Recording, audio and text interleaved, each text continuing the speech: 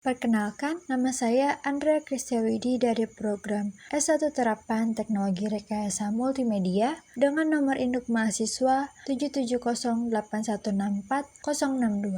Pada kesempatan ini, saya akan mendemonstrasikan video interaktif NoLib yang saya buat sebagai produk proyek akhir saya dengan judul Pembangunan Video Interaktif Sosialisasi Layanan Perpustakaan untuk UPT Perpustakaan Universitas Jambi dengan metode perpindahan alur sesuai pilihan pengguna. Dalam proyek akhir ini, saya dibimbing oleh Bapak Anang Sularsa selaku dosen pembimbing 1 dan Bapak Yahdi Siraj selaku dosen pembimbing 2. Hal pertama yang perlu dilakukan adalah klik tombol play yang tertera dan video interaktif pun dimulai. Segmen pertama yang kita lihat adalah segmen perkenalan. Pada segmen ini, presenter menjelaskan tentang video interaktif dan mengajak pengguna untuk ikut serta dalam simulasi penggunaan video interaktif sebelum menggunakan video interaktif. Supaya apa? Supaya kamu bisa memanfaatkan layanan ini di sepanjang masa perkuliahan kamu. Di antaranya ada alur peminjaman buku dan alur penerbitan surat bebas pustaka. Yuk kenali perpustakaanmu lebih baik dimanapun dan kapanpun.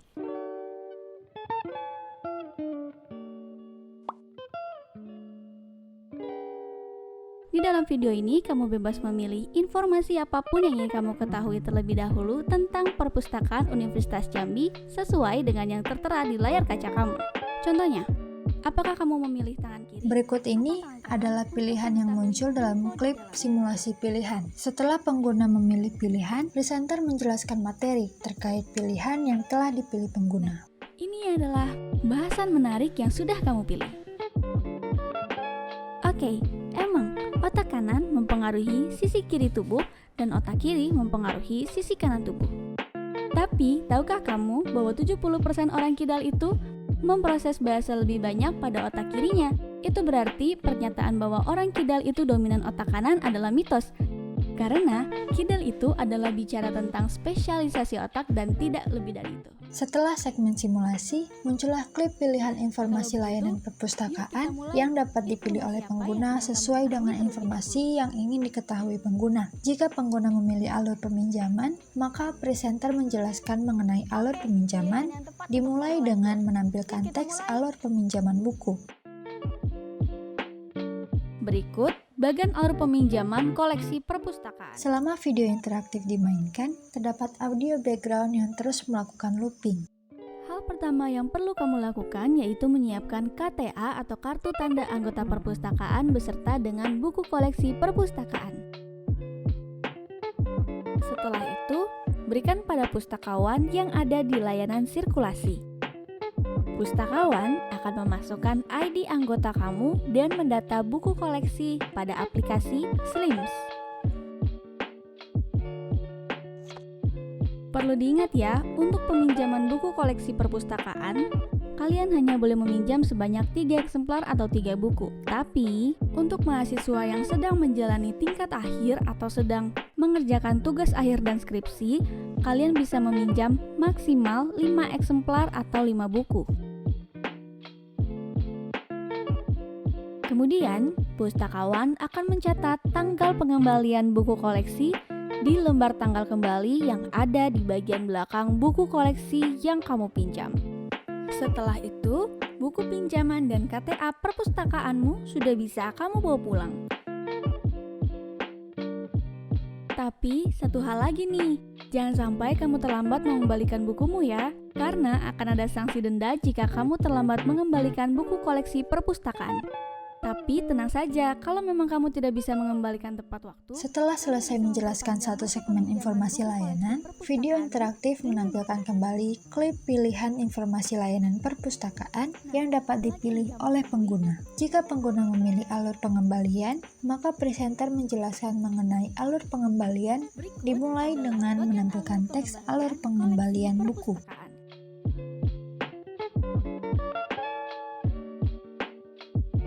Hal pertama yang perlu kamu lakukan yaitu menyiapkan KTA atau kartu tanda anggota perpustakaan beserta dengan buku koleksi perpustakaan.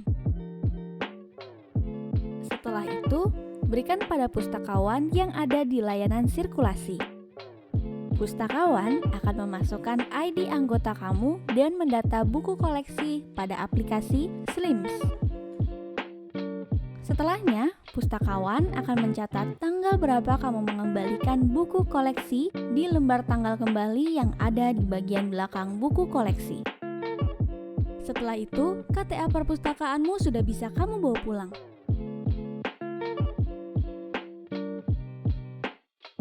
Tapi, satu hal lagi nih, jangan sampai kamu terlambat mengembalikan bukumu ya, karena akan ada sanksi denda jika kamu terlambat mengembalikan buku koleksi perpustakaan.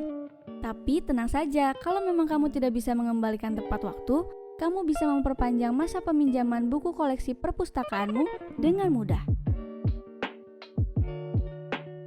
Denda yang akan dikenakan jika terlambat mengembalikan yaitu sebesar Rp300 untuk masing-masing buku dan akan diakumulasikan per harinya. Setelah selesai menjelaskan satu segmen informasi layanan, video interaktif menampilkan kembali klip pilihan informasi layanan perpustakaan yang dapat dipilih oleh pengguna. Jika pengguna memilih alur perpanjangan masa peminjaman, maka presenter menjelaskan mengenai alur perpanjangan masa peminjaman dimulai dengan menampilkan teks alur perpanjangan masa peminjaman buku. Adalah bagian alur perpanjangan masa pinjaman koleksi perpustakaan.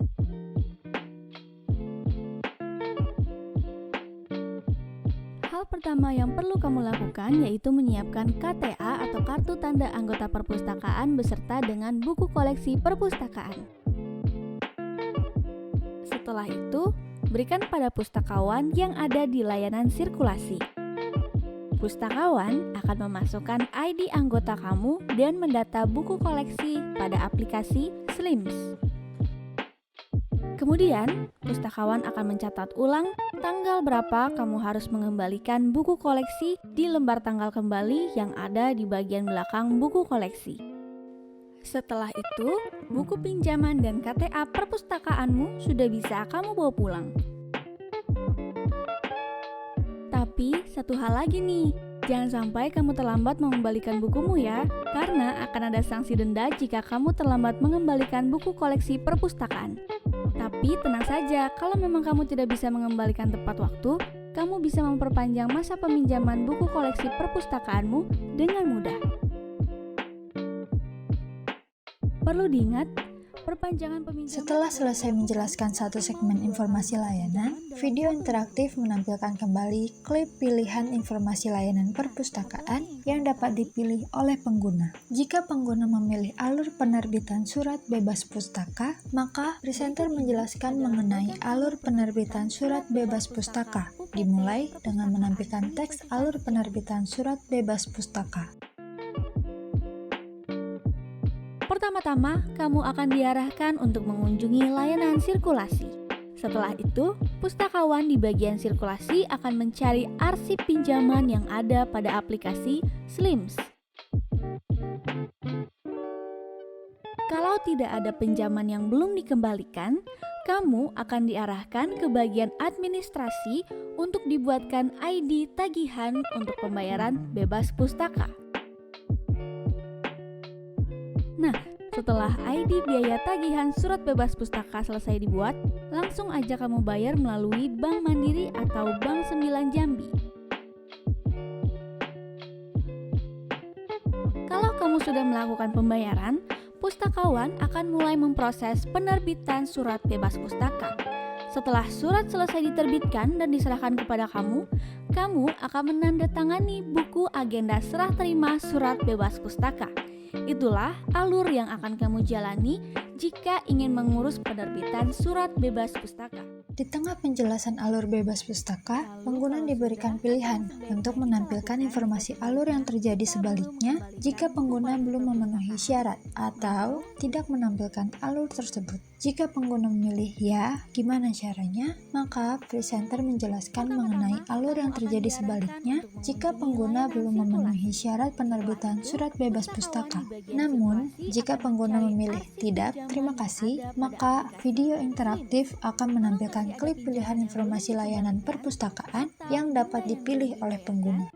Setelah selesai menjelaskan satu segmen informasi layanan, video interaktif menampilkan kembali klip pilihan informasi layanan perpustakaan yang dapat dipilih oleh pengguna. Jika pengguna memilih tombol close, maka presenter menutup penjelasan sebagai penutup dan diakhiri dengan data alamat dan kontak UPT Perpustakaan Universitas Jambi yang dapat dihubungi pengguna jika memerlukan informasi lebih lanjut. Demikian demonstrasi video interaktif Nolib sebagai proyek akhir saya. Saya mohon maaf bila ada kekurangan dan kesalahan kata. Terima kasih atas perhatian dan waktu yang diberikan.